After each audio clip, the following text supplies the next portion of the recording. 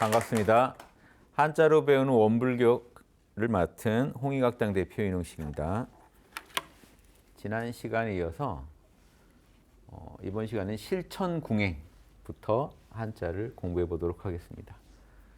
실천과 궁행을 좀 끊어서 보죠. 궁행. 궁행이란 말은 요즘은 잘 안 쓰는데요. 한자 예전 고전에서는 잘 나오죠. 먼저 실천은요.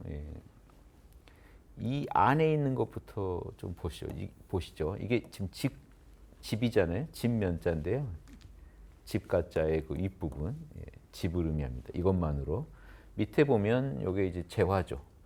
요 조개패가 등장하면 돈이라고 생각하시면 돼요. 예전에 조개가 이제 화폐 역할을 했으니까요. 그래서 지금 모든 재화를 돈으로 대표할 수 있듯이 조개패자를 보시면 그냥 모든 재화를 다 대표합니다. 요 위에가 이게 꿰뚫을 관자거든요. 어떤 물건을 꿰뚫은 겁니다. 그러니까 이 조개패자랑 이렇게 하면 이게 뚫을 관자죠. 공자님이 오도는 나의 돈은 일이관지 하나로 꿰뚫어졌다. 일관되다 한때 이 관자 쓰는데요. 요게 꿰뚫고 있는 겁니다. 그런데 재밌는 게 이 관자에서는 이렇게 보는 게 또 맞는데 또 어떤 글자를 보면요. 이거를 이렇게 써놓은 것도 있어요. 이런 식으로 꿰뚫었다고 보는 것도 있어요. 그럼 이게 재화를 어떻게 되죠? 요게 꿰뚫은 거죠. 여기서는. 이게 손이 되고. 한자는 이게 다 가능합니다. 이거를 이렇게 꿰뚫었다. 이건 손이고 이렇게 꿰뚫었다. 근데 재화거든요. 돈꾸러미를 말하는 이 관은 돈꾸러미 관자예요. 뚫을 관자, 돈꾸러미 관자. 그래서 예전에 상평통보 같은 동전 아예 뚫게 돼 있죠. 꿰라고. 이 돈 꿰는 모습과 똑같죠. 그래서 일관되다 할 때 이제 요 뚫을 관자를 쓰는데요. 그런데 요 뚫을 관자를 안에다 쓰고 집이 있다. 그럼 집 안에 돈꾸러미가 가득 있는 거죠. 이게 열매 실자입니다. 열매, 결실. 그러니까 어떤 그 노력에 대한 결실을 얻은 겁니다. 그래서 이 실이라는 건 실질이 있어야 된다 이건요. 성과가 있어야 된다는 얘기예요. 열매, 결실. 돈으로 지금 대표하고 있지만 결실을 말하는 거다. 결실, 열매가 있느냐. 그래서 어떤 행동에 있어서 반드시 결실이 있어야 된다가 실자의 의미고요. 그래서 이 결실을 낳는 어떤 행동을 지금 실천할 천자, 밟을 천자라고 하는데요. 요 밟을 천자는요. 요 위에 보시면 여기는 정강이고요. 여기는 발바닥을 그리는 겁니다. 이거 자체가 다리고요.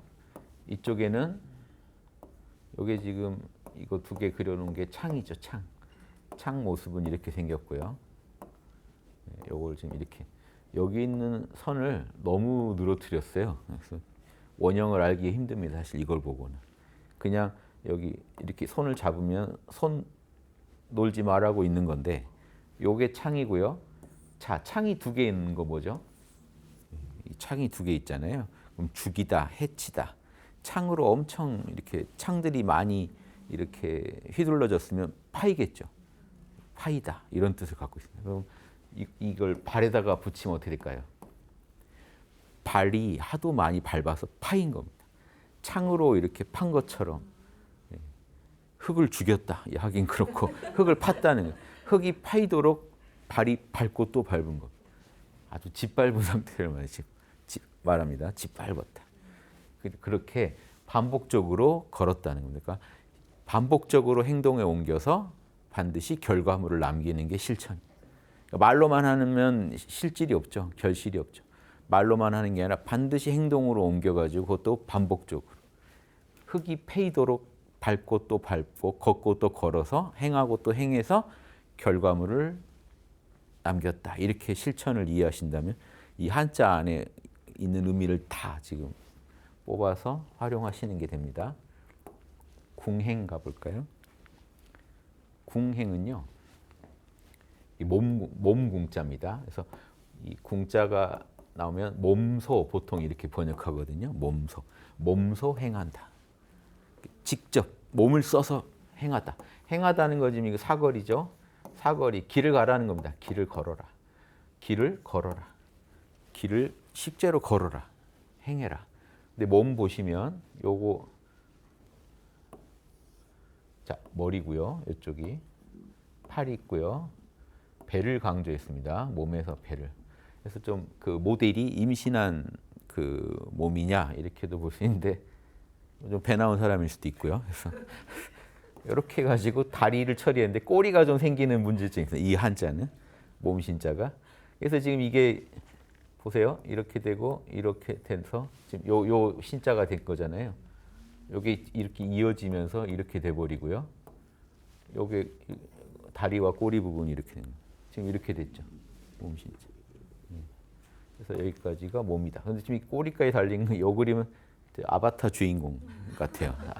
저는 이걸 보면 아바타 주인공이 자꾸 또 약간 꼬리가 생겨버려서 아무튼.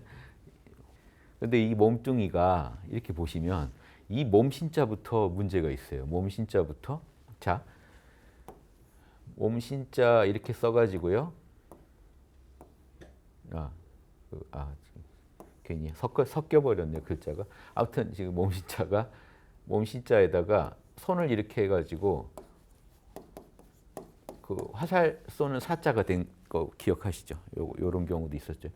자, 이 몸뚱이를 왜 손이 닿았는데 화살을 쏜다는 뜻이 됐는가? 이게 이 부분 때문에 그래요. 이 부분이 화살을 이게 활궁자거든요. 닮았죠? 두 글자가 비슷하니까 이 몸뚱이를 활처럼 생각하고 활을 쏜다. 원래는 여기다가 이거거든요. 활을 쏜다가 몸신자로 바뀌면서 지금 몸신자가 쓰인 이게 사격할 때 사자가 지금 몸신자가 들어있는 이유는 자 이게 있어요. 이 척추를 되게 활처럼 생각합니다. 인간의 척추를 활처럼 이렇게 뭔가 휘어 있는 척추 이렇게 봅니다. 그러니까 척추에서 이 활하고 통하게 본 거예요. 몸하고 활을. 그래서 쓸 때도 이 활궁자 비슷하게 그린 겁니다. 몸신자도. 그래서 이렇게 됐다. 그래서 이 뒤에 지금 활궁자가 또 있잖아요. 아예 몸신자에다 활궁자 그려놓은 게 지금 궁자입니다. 이것도 이 뭘 의미하냐? 척추요. 인간의 척추. 활처럼 휘어진 척추를 의미합니다. 그래서 전서 중에 이런 전서도 있어요. 이게 척추 그려놓은 거. 마디 그려놓은 거예요. 척추. 자, 이게 지금 어디 쓰이죠? 그렇죠? 이게 우리 궁리하다 할 때도 이거 쓰이죠. 이게 왜 궁자가 되느냐? 여기 지금 구멍이잖아요. 구멍이 할자에 사람이 이렇게 몸이 이 척추예요, 여러분. 허리를 숙여서 저 굴 끝까지 탐색하는 걸 말이야. 그러니까 활 같은 허리, 척추를 그려놓은 거예요. 몸을 구부려서 저 막장이라고 하죠. 굴의 끝까지 가는 겁니다. 그래서 이게 끝까지 파다는 뜻이 있어요. 궁구하다. 끝까지 파들어가는 게 지금 궁이라고 하는 거예요. 다할 궁자. 끝까지 간다. 그래서 이 몸뚱이가 이렇게도 쓰일 수 있다. 그래서 몸소입니다. 그러니까 몸소. 내 몸을 직접 써가지고 길을 걷는다. 궁행. 그래서 실천궁행. 이거는 직접 몸을 움직여서 결실을 얻고 몸을 직접 움직여서 실제로 길을 걷는 것. 길을 가는 것. 이게 실천궁행입니다. 그래서 이 몸을 써서 육군을 써서 우리가 움직여야 됩니다. 이런 의미. 재밌으시죠? 실천에 이런 의미 있는 거 또 한번 새겨보시고요. 이번에는 무위, 이화. 무위, 여기 접속사죠. 하는 게 없다. 하는 게 없다. 그런데 변화한다. 이는 그냥 말리을 이자라 그러죠. 어려서 한자 배울 때 천자문에서 말리을리 이렇게 늘 나오는데 그때는 구전으로 할아버지한테 배우니까 말이을리 이게 뭔 말인지 말을 이을리 접속사라지 접속사 이 말 이어주는 역할만 한다는 거야. 얘는 그 따로 의미가 약하다 이거죠 지금. 그래서 무의 하는 게 없는데 그럼에도 그러나 순접이건 역접이건 있죠. 순접은 순하게 이어주고 역접은 그런데 반대로 반전이 있죠. 변화한다. 변화는 있다. 그러니까 결국 무의 유화죠 사실은. 하는 건 없는데, 분명히 작용이 없는데, 분명히 작용하는 걸 못 봤는데 변화는 일어난다. 이게 무의합니다. 이게 봄, 여름, 가을, 겨울 오는 거예요. 예전 어른들한테 무의하라는 건 대표적인 게. 봄이 와요. 그러니까 누가 봄이 오게 만든 게 안 보였는데 하늘이 천도가 움직이니까 봄이 와 있어요. 근데 그렇게 또 덥더니 또 금방 시원해져 있어요. 천지가. 분명히 이렇게 만드는 사람이 안 보이는데 계속 변화돼 간다. 여기 이제 무의하라서, 무의하는 우리 태극기 있죠? 태극기에서 양이 발산하고 음이 수렴하는, 요게 태극이라는 것 자체가 우주 프로그램입니다. 무의의 프로그램. 그래서 태극이 하는 일은 안 보여요. 우리 눈에 뭐만 보여요? 태극을 이렇게 4등분하면 봄, 낮밤의 길이가 같은 봄, 이쪽은 가을. 이제 곧 하지죠. 6월 21일 되면 여름, 낮이 제일 긴 여름, 밤이 제일 긴 동지, 겨울. 요게 추나추동, 우주의 추나추동 성주계공 돌아가는 게 무의. 분명히 이렇게 하는 자가 안 보이는데, 그래서 이 공적영지짜리 이론상짜리에 산다는 겁니다. 그래서 이 자리에서 한다. 그래서 이 하느님이 한다는 거예요. 일반적으로 종교적으로 볼 때 하느님이 하는 일이라서 안 보인다. 예, 왜냐하면 하느님이라고 하면 되는 게 동양 주역에서는 신이 한다 그래요. 신이 묘하게 작용한다. 만물에. 근데 어떤 신이 그러면 마음대로 합니까? 인격신이 아니에요. 동양에서는. 그냥 작용하는 게 무의화의 프로그램대로 하는 거예요. 프로그램이 있는 거예요. 그 프로그램을 그리는 게 지금 태극이에요. 이 원리대로 한다. 양이 발산됐다가 음이 쪼그라들었다 하면서 이렇게 돌아간다. 이 프로그램대로 돌아간다. 이거를 이렇게 나누면 음양이고요. 이렇게 하면 오행이 되고요. 한 번 더 나누면 뭐가 돼요? 팔계가 되죠. 팔계대로 한다. 우주 팔계대로 돌아간다. 그래서 개사전에 그 공자님 말씀에 신은 만물에 묘하게 작용하는 이 팔계 원리를 가지고 만물을 굴리는 그 작용을 말해요. 신이라고 그래요. 인격신이 아니다 보니까 창조신이면서 동시에 우주의 진화까지 다 해주는 신이에요. 이런 신개념은 서양에서는 창조냐 진화냐 싸우는데, 주역에 있는 신은요 창조와 진화. 왜냐하면 만물을 낳고 또 낳는 신이라고 하거든요. 만물을 낳고 또 낳되 만물에 묘하게 작용하면서 만물을 진화시키는 신입니다. 한번 창조하고 끝나는 신이 아니에요. 기본적인 건 창조하고 그걸 가지고 계속 굴리면서 진화시키는 팔계 원리대로. 이게 동양 철학에서 말한 신이고, 이 자리가 저는 이론상 자리랑 잘 통하기 때문에 무의야란 말이 다 통하는 겁니다. 결국 음양 오행 팔계가 그 프로그램이 이미 존재하고, 이 프로그램이 그 법신불 안에 존재하니까, 이 법이 존재하니까 법신이죠. 법이 없는데 법신일 수 없죠. 이 법을 가지고 우주를 굴리고 있는 겁니다. 이 다르마를 가지고. 그래서 무라는 거는, 자, 사람이 늘 해봅니다만은 이제 무자는 이제 전문가시죠. 손에다 치렁치렁 뭘 장식하고 춤추고 있는 분이다. 거기 사람이 이렇게 사라졌다. 도망망자 사라져 버렸다. 춤추다 도망갔다가 아니고요. 춤을 추다가 무아지경에 사라졌다. 자아가 사라졌다. 잡아와 이런 게 아닙니다. 춤을 추다가 자아가 사라졌다. 그래서 저기 이슬람의 수피들은 빙글빙글 도는 춤을 춰요. 명상법이에요. 알라를 만나려면 춤을 춰요. 막 그 치마 같은 걸 입고 빙글빙글 돌면서 춤추는 게 그게 명상법입니다. 수피들의. 그래서 이게 동양도 통해요. 동양도요. 별거 다 있는 게, 그 얘기 중에 악기의 편에 보면요. 음악을 연주하면 신이 강림한다 그래요. 그러니까 음악을 딱 연주할 때, 우리가 음악을 들을 때, 연주하거나 들을 때 뿅 가는 상태, 무아지경에 들어가는 것을 신과 접신한 상태라고 설명합니다. 악기에서. 그러니까 풍류라는 게 그냥 풍류가 아니에요. 동양에서 풍류는요, 신과 만나는 작업이에요.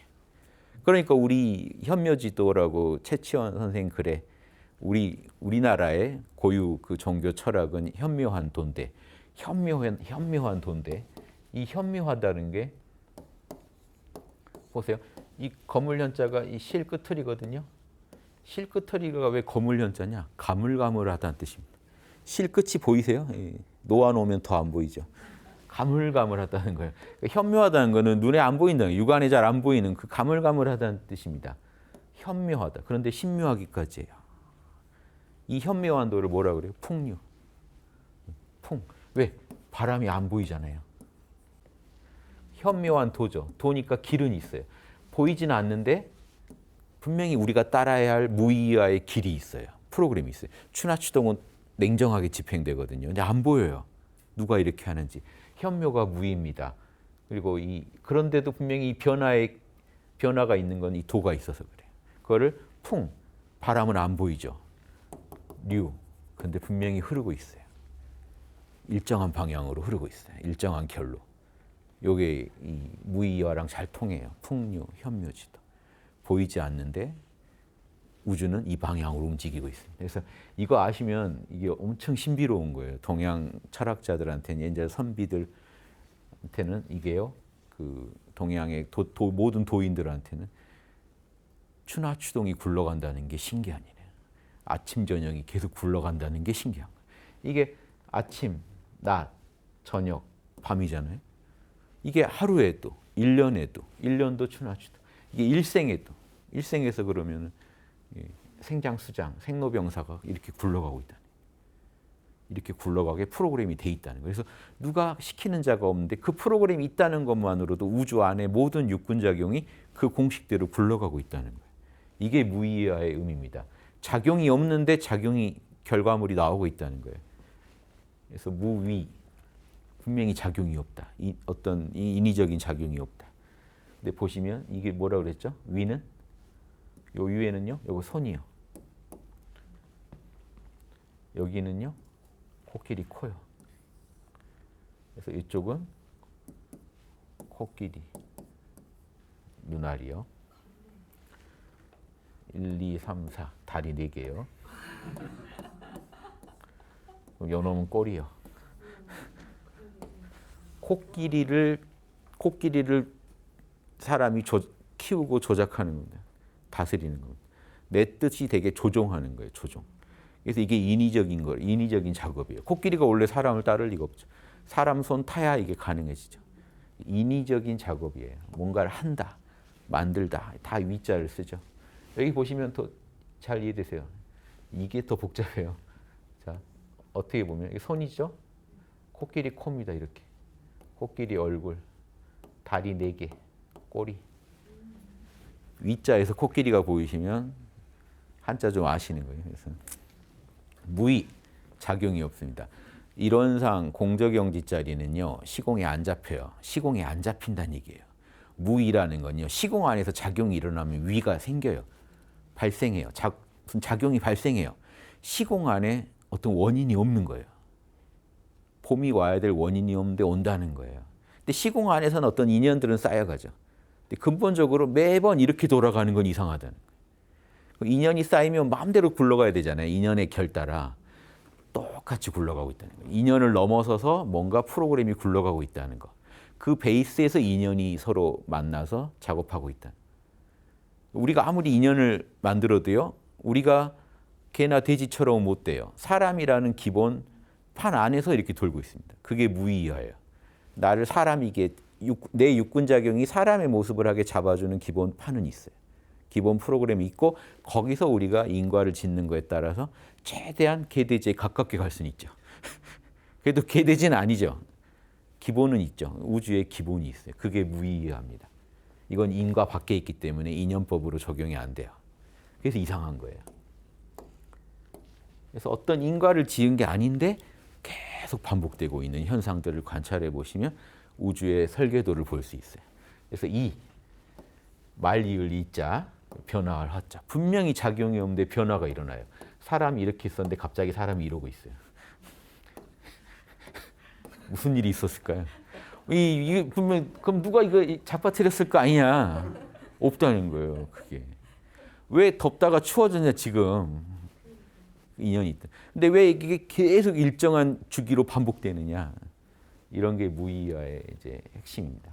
그래서 이는 뭘까요? 말리을 이자인데 각고문을 보시면 눈치채실지 모르겠어요. 이 각골문이 근문에 오면 지금 여기서 요 네 가닥이 아무튼 이렇게 또 이렇게 그려진 거죠. 네 가닥이.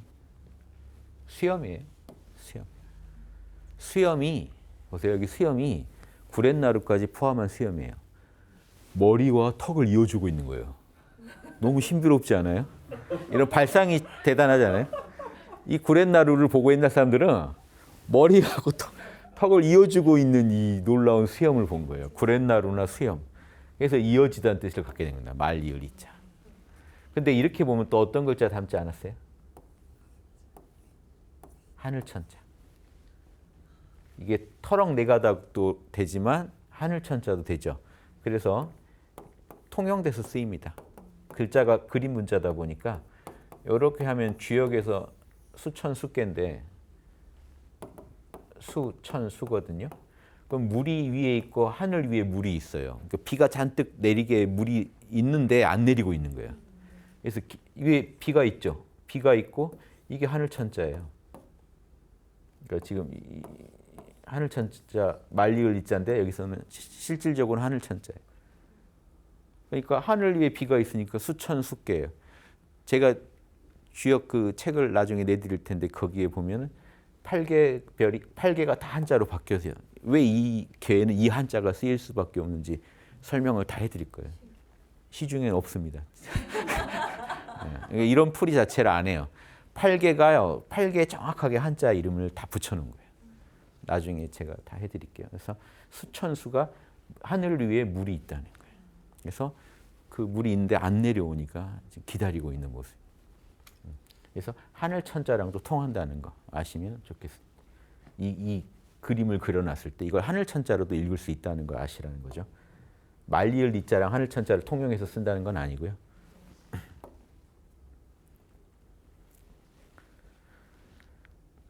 자, 초범입성 이런 말도 고전에서 나오는데요. 범부중생을 초월해서.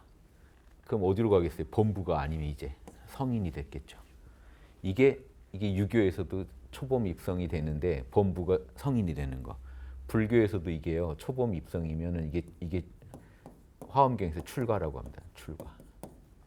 그러니까 범부 집안에서 이제 나와가지고 열애 집안에 태어났다고 출가라 그래요. 종특이 바뀌었다. 이제 범부의 종자의 그런 문제점을 극복했다. 기본값이 바뀌었다는 사람의 기본값이 바뀌었다. 우리 환웅 신화에 거의 곰이 사람 되는 게 기본값 바뀐 거죠. 곰 수준이었는데 사람 수준이 된다. 범부였는데 기본값이 탐진치였는데 자 어떻게 바뀌었냐? 기본값이 탐진치였는데 기본값이 개정해 사막으로 바뀌었다는 거죠. 이게 이 정도로 바뀌었다는 거예요. 불교에서는 초범 입성. 그러면 이 초에는 무슨 의미가 있나 보죠. 초인하면은 사람을 초월했다고 해서 슈퍼 히어로들을 초인이라고 초인. 슈퍼맨이 초인이죠. 번역하면 사람을 초월했다. 그래서 이거는 넘어서다, 넘어가다 이런 뜻입니다. 어딜 넘어가 버린다, 달려가다, 넘어가다. 근데 막 넘어서 달려가는 걸 생각하시면 돼요.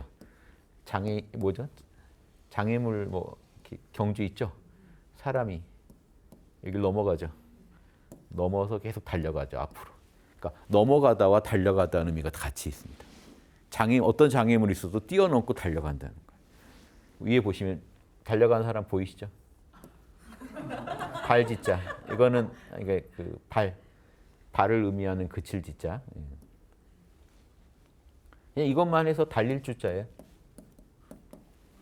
이것만 해서 달릴 주자. 달려가고 있어요. 근데 왜 달려갈까요? 이게 술잔입니다. 이게 숟가락이 술 먹자고. 술 먹자고 불을 쏟자예요. 불을 쏟자. 술 먹자고 부르니까 뛰어가는 사람이 막 담도 넘어가더라는 거예요.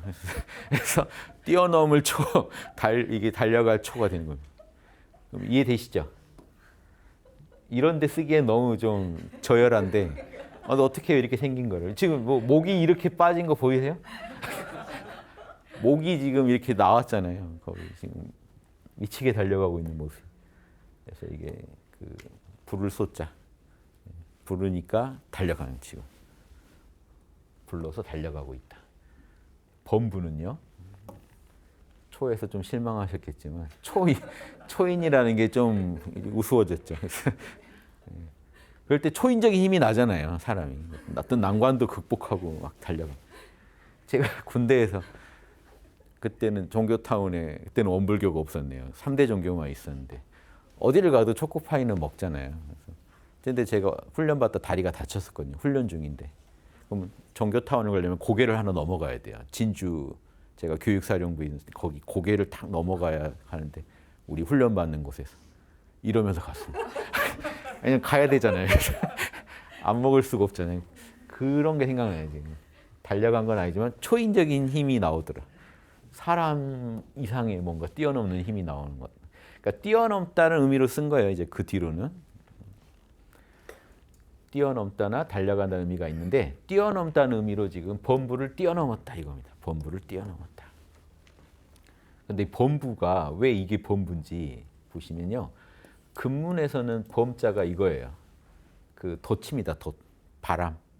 그 이렇게 하면 돛담배죠. 돛을 담배죠. 돛이에요. 돛은 지금 이렇게 그려진 것 자체가 이미 바람을 나타낸 거예요.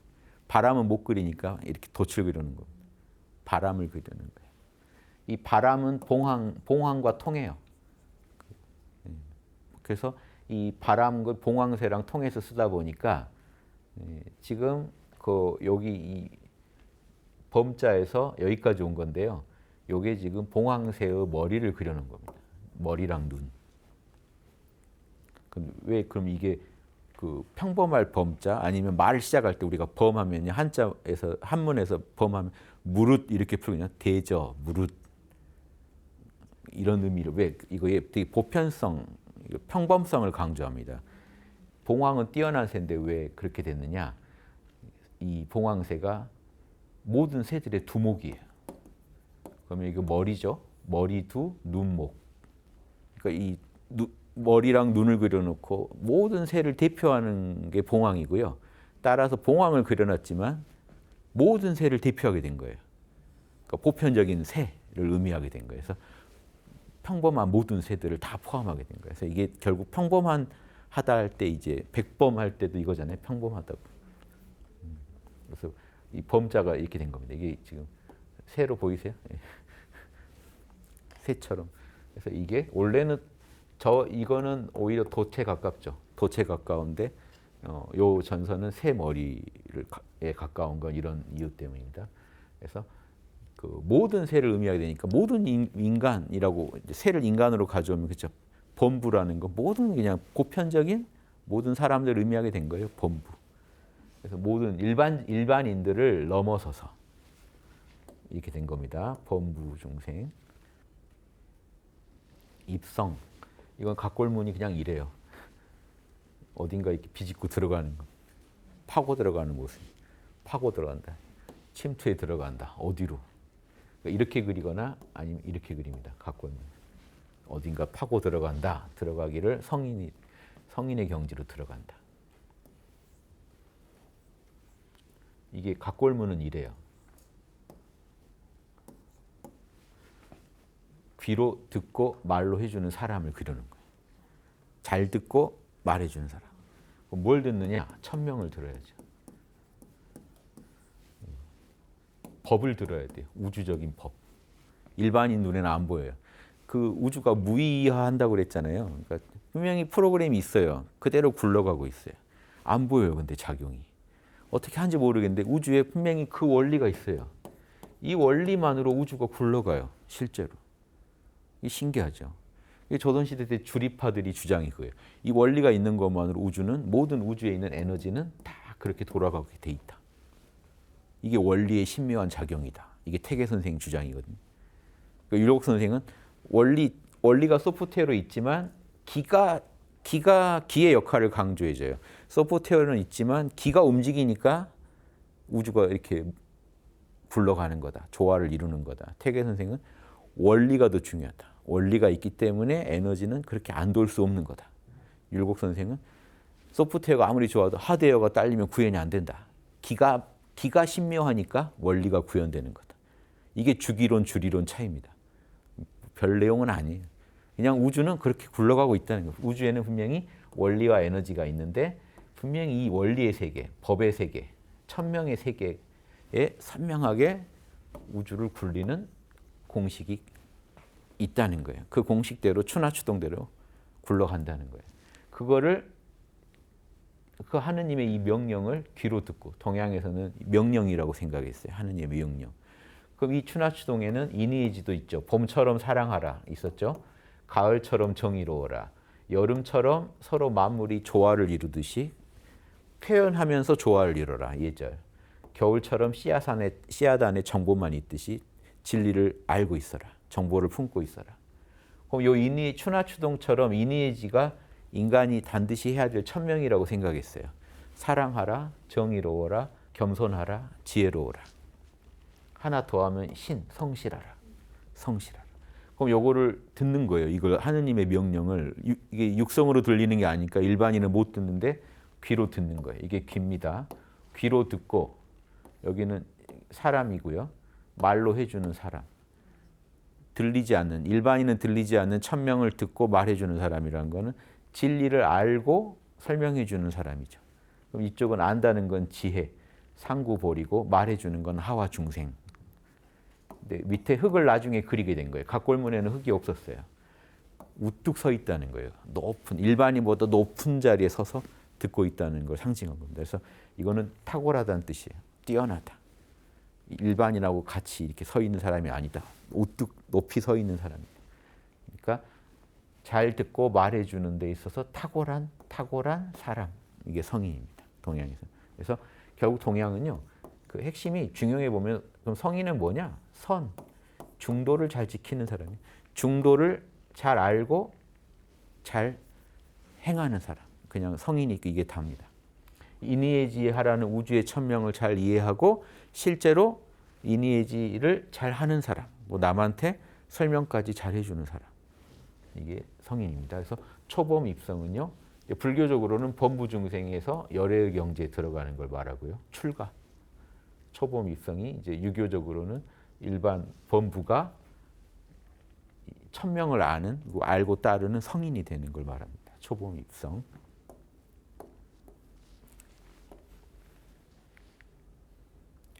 진세. 우리 그 티끌이라는 말 많이 이 진짜 때문에 듣게 돼요. 한문을 읽다 보면은 불경에 보면 다 이 육진 6가지 티끌이니 그 아니비설신의 그 대상이 되는 색성향 미촉법을 육진이라고 하거든요. 6개의 티끌. 그래서 이 사바 세계를 구성하는 요소들을 말합니다. 이 티끌이라는 게. 그래서 그런데 이제 여기서는 원래 이 먼지 진짜거든요. 먼지나 티끌. 왜 이 글자가 이렇게 됐을까요? 보시면 바로 나오죠. 요거 흙입니다. 여기 뭘까요? 요 3마리가. 사슴이요. 사슴 셋이 뛰고 있으니 흙먼지가 진동하겠죠. 쉽죠? 예. 각골문 들어가면 쉬워져요. 자, 각골문에서 사슴은 이래요. 사슴 같은 눈 그려볼게요.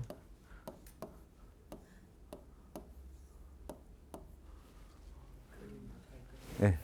그 운보 선생 예전에 그 기념관 갔더니 딱 이걸로 그림 그려놓은 게 있었어요. 크게 각골문 가지고. 여기가 그대로 하나 그림이 되더라고요. 자, 근데 이게 어떻게 되냐면요. 눈이 이제 그리다 보면 이렇게 하고 이렇게 눈을 그려요. 이렇게 뿔을 그려요. 다리를 이렇게 그려요. 이게 이렇게 된 겁니다, 지금. 자, 그래서 여기 이렇게 눈이 이렇게 된 거죠. 그래서 뿔이 여기 합쳐진 거죠. 그래서 입이 좀 이렇게 입이 지금 흘러내렸어요. 그래서 여기 지금 우리가 아는 여기 이 부분이 뿔 부분에 해당되고요. 여기가 눈이고요. 여기 지금 요 선으로 이어졌고 발이 됐어요. 사슴녹자가 이렇게 됐다고요. 사슴녹자. 이렇게. 요 윗부분이 이게 가운데 눈 튀어나온 부분하고 요 눈 튀어나온 부분하고 이쪽 뿔하고 합쳐져 가지고 된 거고요. 여기가 눈이고요. 여기 그림 내려오다가 여기서 괜히 이렇게 벌어져서 흘러내리는 요 선이 나와 가지고 여기 이 부분을 형성하고 있습니다. 다리 2개랑. 그래서 사슴이다. 사슴 3마리가 신나게 뛰고 있는 겁니다. 사슴이 흙먼지 일으키면서 뛰어다니는 모습을 보고 이제 티끌 먼지를 상징하게 됐습니다. 그래서 진세, 사슴 이 애꿎게 괜히 뭐 이게 보팔로도 있을 거고 당연히 많은 게 있었을 텐데 그 당시 중국인들이 볼 때는 사슴 뛰어다니는 게 흙먼지 난다 생각한 거죠. 애꿎게 진새를 대표하는 존재가 돼버렸어요. 새는요 뭐라고 그랬죠? 10, 20, 30, 30년을 한 세대라고 합니다. 30년을 의미해요. 1세, 2세 할 때 30년을 의미한다고 보시면 진새, 티끌 세상, 사바세계를 말합니다. 사바세계, 먼지 나는 세상, 뭔가 티끌이 가득한 세상, 청정하지 못한 세상 이런 의미죠. 다음 방편. 불교에서 방편을 쓴다 이런 말 진짜 중시하는데요. 방편이란 말을 이렇게 정확히 풀지 않고 그냥 써요. 방편을 써라. 그러니까 임기응변 같은 거죠. 그러니까 뭔가 정법이 아니고 편법입니다. 방편은. 정법은 정문으로 들어와야 돼요. 자, 정문 열고 들어오시면 이게 제일 정법이에요. 편법은요, 담 넘어서 들어가는 거예요. 그럼 들어가면 똑같이 만나거든요. 그러니까 목적은 똑같아야 돼요. 이때 이게 방편이 됩니다. 그래서 절에서 제가 그 문제 제기하는 게 절에서 기복 신앙을 주로 가르치면서 방편을 쓴다 그래요. 왜 절에서 자꾸 기복합니까? 부처님이 기복하라고 한 적이 없는데 개정에 사막 닦아서 열반에 들어라 이랬고 대승에 오면은 육바라밀 닦아서 성불하라 그랬는데 왜 절에서 자꾸 기복에 집중합니까? 왜 자꾸 천도에 집중합니까? 그러면 방편이라 그래요. 중생들이 바로 견성이 힘들고 바로 성불이 힘드니까 방편을 쓰는 겁니다. 근데 그 말이 제가 안 맞다는 게 이겁니다. 방편을 썼다는 건요. 방편이라는 거는 똑같은 효과가 나야 돼요.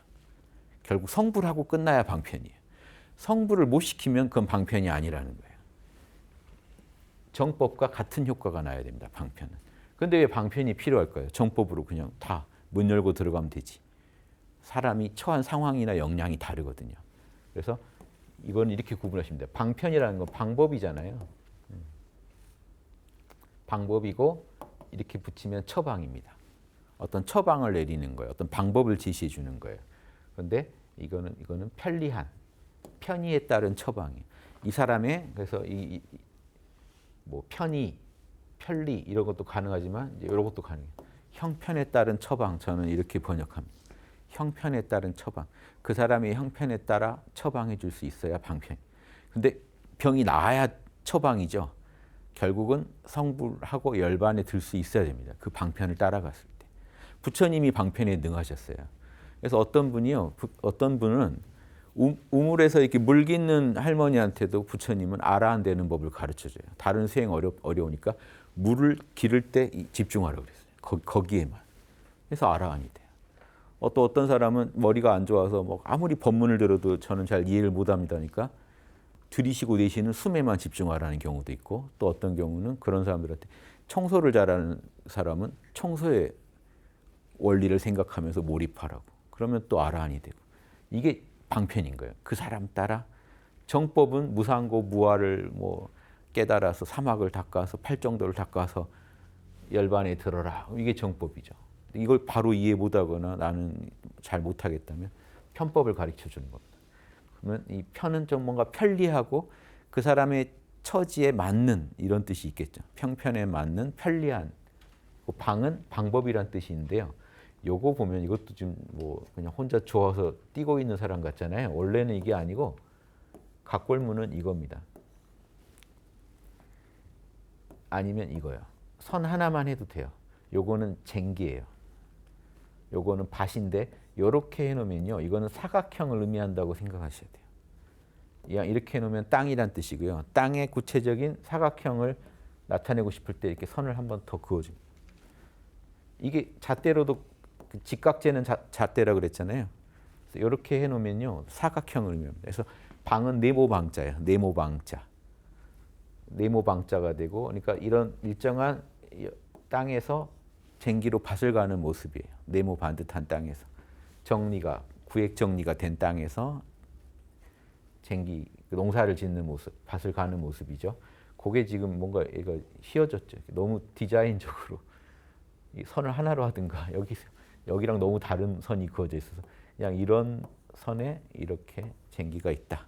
이렇게 이해하시면 되겠습니다. 그래서 방법이라는 것도요. 뭐 처방 아니면 이런 게 나오는 게요. 일단 네모 반듯하다는 게 어떤 그 방정하다 이런 말도 쓰거든요. 방정하다. 네모 반듯 올바르다. 어떤 올바른 방법을 의미하기도 하고요. 그 방법이라는 의미를 갖게 된 게 이것도 있어요. 동서남북이 명확해요. 방향. 동서남북 사방 그러면 방향을 의미하잖아요. 동서남북이 정확합니다. 그러니까 이게 딱 명확한 잣대가 될 수가 있는 거예요. 그 잣대대로 처방을 하고 그 잣대대로 일을 처리하면 방법이 되죠. 네모 반듯한, 그 동서남북이 뚜렷한 요 방향이나 방법 가지고 이해하시면 이게 하나의 처방이 될 수 있다. 해법이 될 수 있다 생각하실 거고요. 이런 처방을 편의상 그 사람 형편에 맞게 그 사람이 그 편한 쪽으로 가게 처방을 해줬다는 거거든요. 이게 왜 편하다가 됐는지 보시면요. 요거는 아시겠어요? 요거 갱자, 다시갱, 고칠경 그러거든요. 이게 왜 고치다냐? 지금 보시면 요거 위에 이거 아까 낯익지 않으세요? 제가 아까 한번 그려드린 글자를 여기 갖고 오는 거 하면 이래요. 이게 두 개 그리기도 해요. 커튼 친 집 방이라고 했죠. 커튼 열었더니 태양이 쫙 들어와요. 양기 충만한 상태입니다. 이게 지금 갑을병정에서 병자가 됐어요. 자, 여기는 칠복자입니다. 때려서 뭔가 다스린다는 뜻이고요. 자, 음지에 있는 사람을 양지로 끌어낸다는 겁니다. 그러니까 고칠경자죠. 갱생 그러죠. 다시 사람을 음지에 있는 사람을 양지로 끌어내는 뜻이에요. 양지로 몰고 간다. 안 갈라니까 때려서라도 몰고 가는 거. 때려서 다스려서 몰고. 그럼 여기서는요. 사람을 그냥 그려놨어요. 여기서 편할 편자, 대소변 변자도 써요. 대소변에서 할 때는 변으로 써요. 대소변도 뭐예요? 엄청 불편한 상황에서 들어갈 때 나올 때 이 상태겠죠. 양지에 인도되겠죠. 음지에서 양지로. 편할 편자도요. 편리하다도 불편한 상황에서 편리한 상황으로 옮겨가는 거. 어떠세요? 이게 방편이에요. 그러니까 처방을 내려주는 거예요. 그 사람한테 딱 그 사람의 그 처지에 맞게 그 사람을 양지로 인도해 줄 수 있는, 다시 갱생할 수 있게, 그 사람이 갱생할 수 있게 적절한 방법을 가르쳐 주는 거예요. 그 사람 처지에 제일 편한 쪽으로. 요건 할 수 있겠지 이겁니다. 편한 쪽이라는 게 그거죠. 아까 어떤 그 부처님 때 제자가 도저히 뭐 기억을 하나도 못하니까 호흡하라고 하고 들숨날숨만 알아차리라고 그러고 이런 식으로 지도해 주는 게 형편에 따른 처방이죠. 근데 또 많이 고지식한 아라한이 나는 그 무슨 막 온갖 관법을 해가지고 내가 아라한이 된데 그 호흡만 하면 안 되지 막 이렇게 고지식하게. 근데 다른 거 가르쳐줬더니 다른 거 하려다가 다 머리가 이해 안 돼가지고 오히려 공부 포기하면 안 가르쳐주면 못하죠. 그때 쉬운 처방을 얘기해 줄 수 있는 게 방편이고요. 결국 이렇게 처방을 받으면 아라한이 되고 끝나죠. 그러면 방편 맞는 거예요. 근데 그렇게 했는데 결국은 아라한이 못 되면 그건 훌륭한 방편이 못 되죠. 그래서 지금 종교가요. 모든 종교가 불교만이 아닙니다. 기복적인 거. 원래 그 성인들은 하라고 하지 않았던 것들을 잔뜩 하면서 사람들이 못 따라오니까, 중생들이 못 따라오니까 방편을 쓴다라고 둘러대면 안 맞는 이유가, 그럼 계속 환자 상태로 남겨두면서 방편을 썼다고 하면 되겠냐는 거죠. 방편을 썼으면 분명히 병이 고쳐져야 되는데. 처방이 다양해서 그렇지 병은 고쳐야 처방인 거죠. 병을 못 고치면서 환자 상태로 오래 잡아두는 어떤 처방을 내리면서 그걸 방편이라고 말하면 안 맞다. 이렇게 이해하시면 방편을 잘 쓴다는 게 엄청난 건지 아실 거고요.